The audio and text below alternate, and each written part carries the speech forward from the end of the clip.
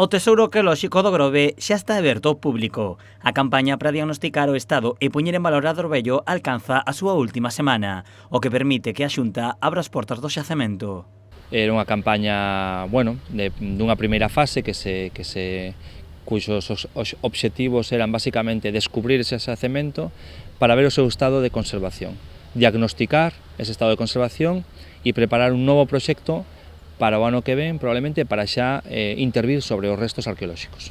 Ao ser un espazo protexido, as visitas están limitadas. Só se realizan durante algúns días en unha única quenda tanto de mañá como de tarde. Os interesados en achegarse ao Adorvello poderán gozar de máis de 1800 anos de restos romanos. Unha plataforma creada pola man do home, e nesa plataforma se vai a desenvolver toda a ocupación tardo-antiga, é dicir, a partir do século IV, V despois de Cristo, ata o século XVIII. Nesa ocupación destaca unha nova vivenda xa tardo-romana, tardo-antiga, e despois un complexo alto medieval que probablemente arranque no século VIII, IX, xa temos unha mención documental a unha primeira igrexa no século IX. Ese complexo, digo complexo porque é algo máis que unha igrexa, é moito máis complicado, probablemente estemos falando de estancias anexas, etc.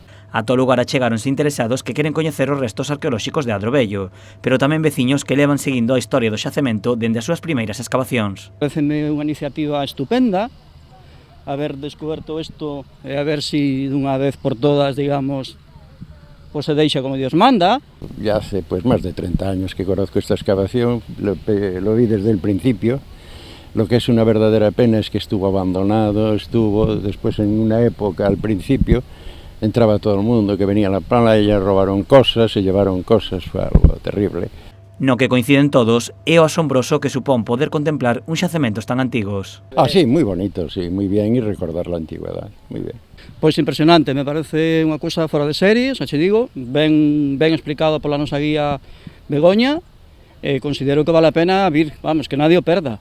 Dende a excavación sinalan que o traballo realizado foi exitoso, o que permite reinterpretar a historia do lugar cos novos descubrimentos.